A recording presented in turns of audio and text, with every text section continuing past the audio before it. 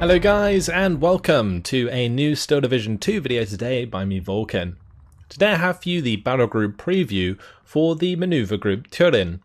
Please remember, everything you are about to see is still in beta and therefore subject to change.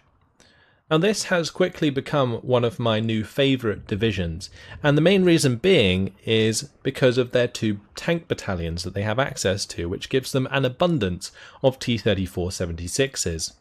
Using those T-34-76, you can be very aggressive in the early to mid game, and this is how I would recommend you play them.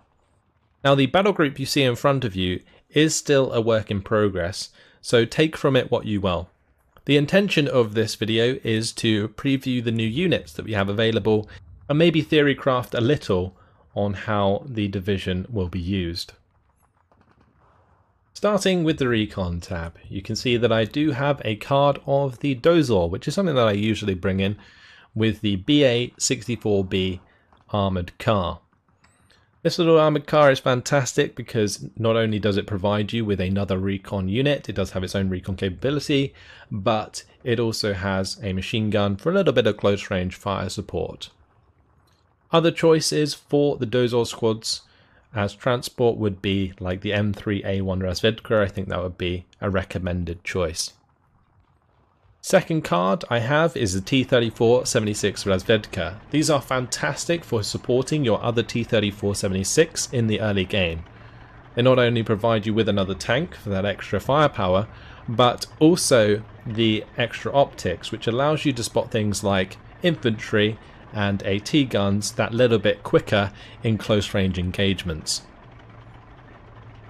In phase B, I do have a card of the snipers, and these are not only fantastic in providing more recon availability, but pinning down enemy infantry squads from range, and that is the main purpose of why they are in my battle group.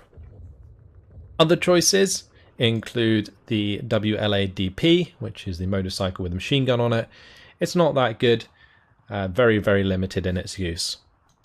The Mot Razvedka are the 4-man choice for your recon squads, however not really worth it, are going to reveal themselves at range with the SVT unless you remember to put return fire on. Also, if you are going to bring them in, make sure you don't bring them in with the ZIS-42, make sure you bring them in with the Jeep. Same goes for the sniper squads. Then there is the BA-10M. This is okay for taking on enemy armoured vehicles in the early game, but its lack of HE shells on its main gun make it limited in effectiveness against infantry. So bear that in mind if you're going to bring it. Then there's the card of Battlegroup Razvedka. This is an 11-man recon squad, limited in effectiveness due to the 2 submachine guns and 9 rifles. And those 9 rifles are really why they're not that great, because not only do the rifles not do much damage, but they're also going to reveal themselves at range again. And that's not something you want a recon squad to do if you are using it for its recon capability. Moving on to the infantry tab. And I think this is one of the tabs in maneuver group TYURIN that needs some work on my end in terms of my battle group. But let's go through it. In phase A, I have some Sapori. These guys are great because they have both HE grenades and a Panzerfaust. And since they are only a 4-man squad, you can bring them in with a Jeep.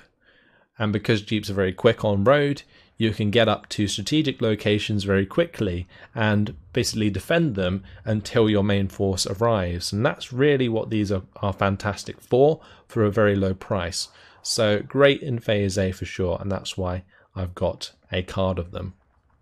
Next up we have the Strauki with the extra DP, second machine gun that is, and they also have the PTRD, so great for taking on light armoured vehicles in the early game and keeping back enemy infantry at range.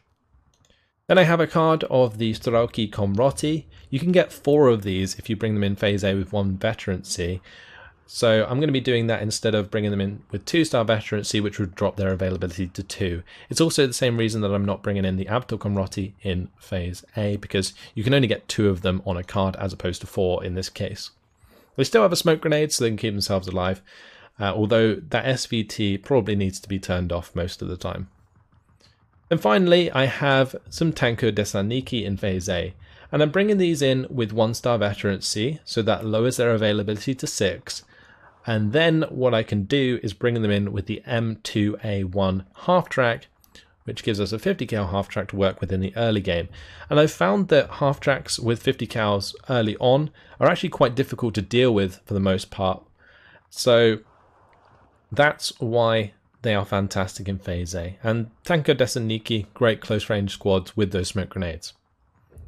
Moving into Phase B, I've got another card of Strelki. These guys this time are coming in with the Studberger instead of the M2 half-track, which I've used up the availability of in Phase A. Then I have a card of the Sturmovniki with flamethrowers in Phase B, so that I get a little bit more availability. You can get 6 on a card, and the 2-star veterancy makes them very, very effective. And then in Phase C, the Strelki, once again, a third card of them with those PTRDs available. Other choices in the Infantry tab include the NKVD. Unfortunately, they lack effectiveness right now, and aren't really worth taking and using up slots and activation points for over other units. So I'm going to be leaving those out, but still an interesting squad. Then you have standard Strelki squads.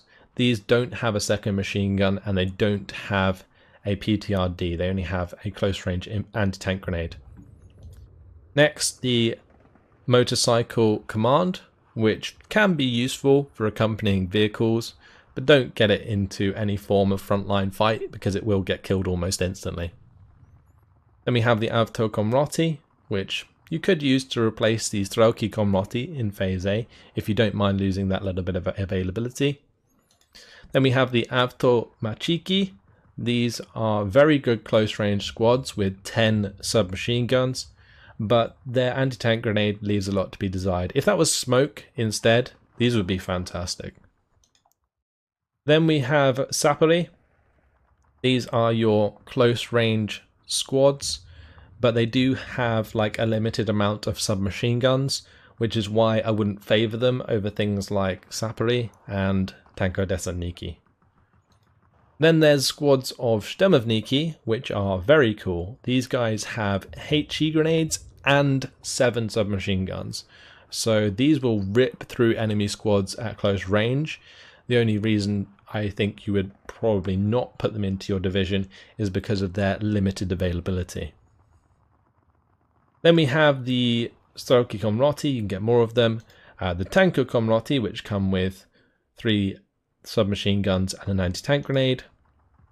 And then we have the Sturm Komroti, which are a 6-man squad, but they're limited availability again, making them not ideal in comparison to other options. Next up we have the tank tab, and the first card that we're going to be seeing here is the M5Ls, chosen in Phase A. These are Lend-Lease M5 Stuarts, and they're actually pretty good for their price. 35 points apiece, 90mm of penetration, and they do have HE shells. They've also got 230 cals, so they can pin down infantry quite quickly, so their firepower is decent. They're also very fast. They've got 34 km/h off-road speed, which is decent. It matches up quite well to the T-34-76s. The only limiting factor is their armour, which does get them killed quite easily against enemy light tanks and also enemy AT guns. Next up we have a card of the T-34-76 Komroti. These have 75mm of armour and 100mm of penetration, similar to the standard T-34-76s. The only difference is that they provide command and therefore you get less availability of them. You can tell at a glance because they do have the aerial on the side of their tank. Then we have 3 cards of the T-34-76 1943 variants at 45 points apiece and 8 availability on each card. You're going to be able to bring in most of these in Phase A, especially with Vanguard deployment type. So this is where your real punching power comes from with Maneuver Group TYURIN. Now, since you're going to want tanks moving through the game, I have got the 1942 variants in Phase B and C. The difference between the 1943 and 1942 variants is that the 1942 variants have extra armor. They have 90mm of frontal armor and 55mm of side armor, compared to 75 and 50. So you do have to pay a little bit more for that, but still a decent tank moving through the game. I feel like the tank tab's a little bit of a work in progress. I do want to move around some of the cards, maybe remove the Stuarts, since I was just using them for testing purposes, but I'll come back to you guys with a full battle group overview in the future. Now we have the support tab, and the first card that I have is the flamethrowers, the Ognemachiki.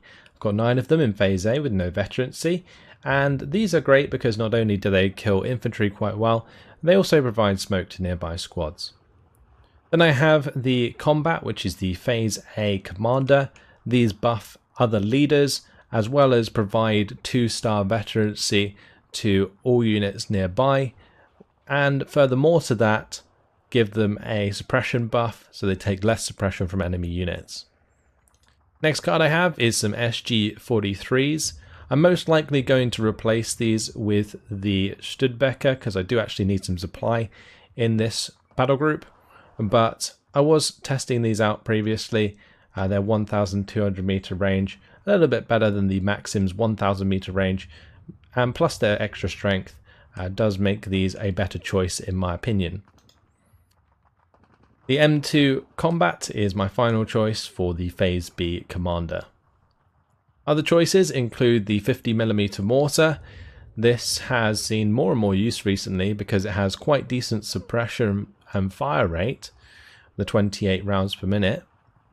So maybe try it out if you can fit it into your battle group.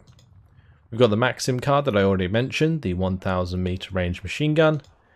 There is the infantry gun, the 76.2mm infantry gun. This suffers similar to the IG-18 in that the suppression isn't that great, so it's not as effective as I would like. Then we have the T4, which is a captured Panzer IV with the assault gun on it. It's not actually that great at killing infantry.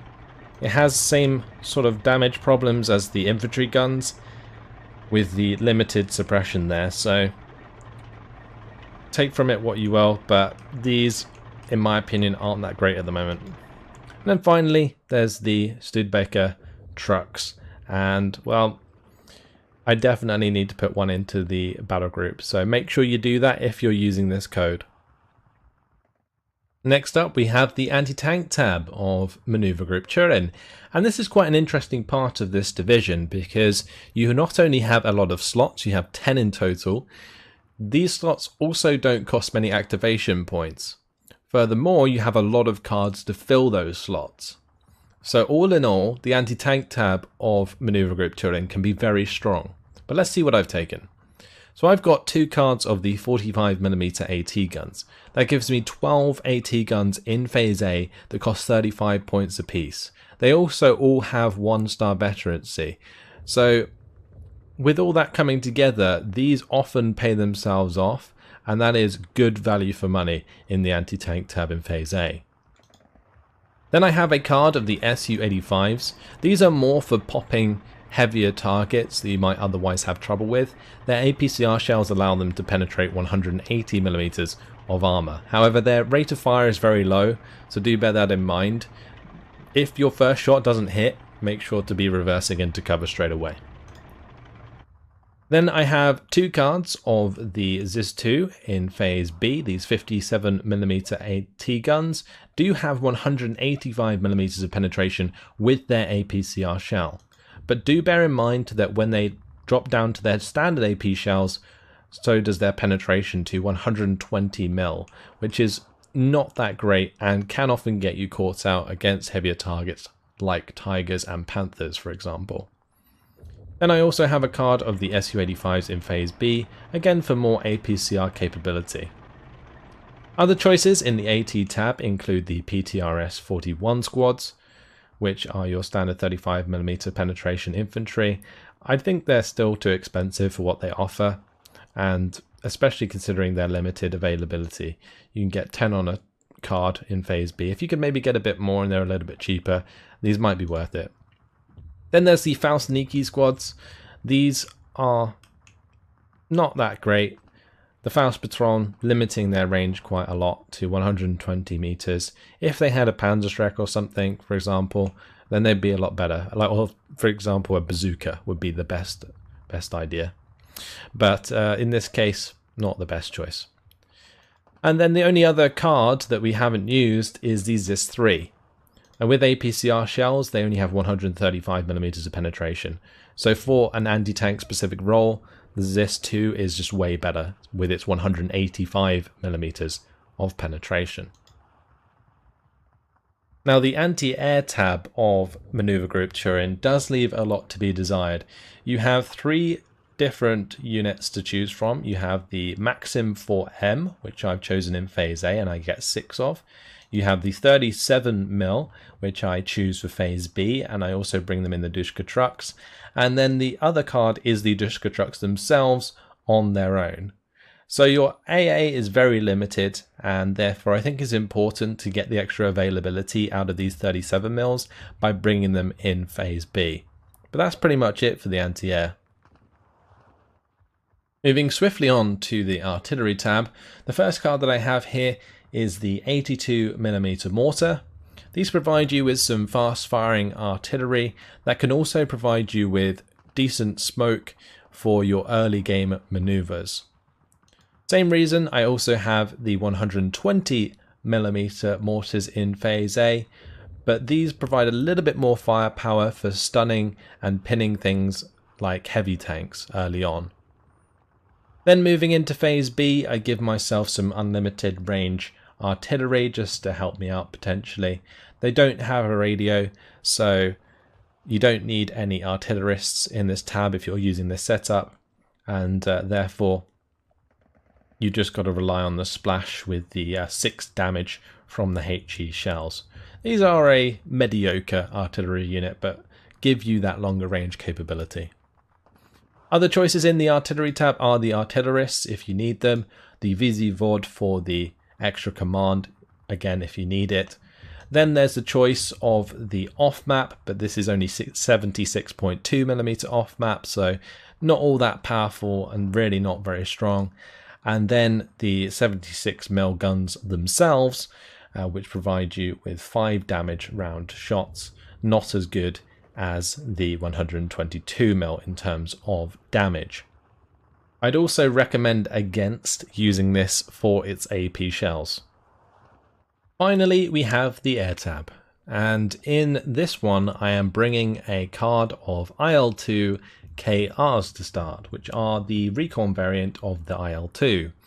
These are pretty decent since they have 4 forward-facing machine guns, which allow them to actually not only strafe units on the ground, but also shoot down slow-moving aircraft like Ju-87s, and that's what these can be fantastic for, as well as providing you with that intel on enemy maneuvers in the early game. So definitely consider bringing them. Next I have a card of the Yak-9Ts. These are to help me out with local air superiority in the early game, since the anti-air tab leaves a lot to be desired. Finally, I have a card of the PE3 BIS with the AP rockets. These are quite lackluster and I'm very likely to eventually swap them out, but I was giving them a good go with this division. Other choices in the air tab include 3 types of U2s with their different loadouts, one with 2 100kg bombs, one with 6 50kg bombs, and one with the cluster AP munition. These are actually quite costly for what they offer. They are really slow in the sky, so your opponent will have plenty of time to react. The only time I can see you getting away with using these is if you have yourself a massive AA screen, but otherwise do be careful. Then there's a card of the PE3 BIS. You can actually get quite a lot of availability on each card with these, and not only do they provide decent firepower, but they're also very resilient and hard to shoot down. So these can be made great use of in your air tab. Then there's 2 cards available of Yak 9s. These are a little bit worse in terms of firepower than the Yak 9T, but still very decent fighters, very quick, and can help you shoot down those pesky enemy air targets. Finally, there is the HE rocket variant of the PE3 BIS, and pretty much the same as the other PE3 that I've already shown you guys. For the defences, I've kept things simple. I just have 1 card of barbed wire, 1 card of trenches, 2 cards of the bunker Maxim, and 2 cards of the AT bunkers with 45mm AT guns. There is the choice of the PTRD bunker, but I would probably stay away from that at all costs. And that's your lot. So there are plenty of changes that I think I would make to this battle group in the future, like switching around a lot of the tanks, potentially taking away a card to open up more activation points, changing around a lot of the aircraft I think I'm probably going to do, and also mess around with the support tab, getting in some supply, of course, not only for artillery supply but also for fixing my tanks and so on. So with that in mind, that's my battle group preview for the maneuver group TYURIN. Hopefully it's been an interesting look at how this battle group can work. I've made this a Vanguard deployment type, and I push as hard as I can in Phase A, and then hold on for dear life in Phase B and Phase C. It seems to be a playstyle that I've really fallen in love with in Steel Division 2 so far, which is why this particular battle group works so well for me. Let me know what you think. I'll make sure to leave the battle group code in the description. That's it. Hopefully you guys have enjoyed it. Thanks for watching, and I'll see you in the next video. Goodbye.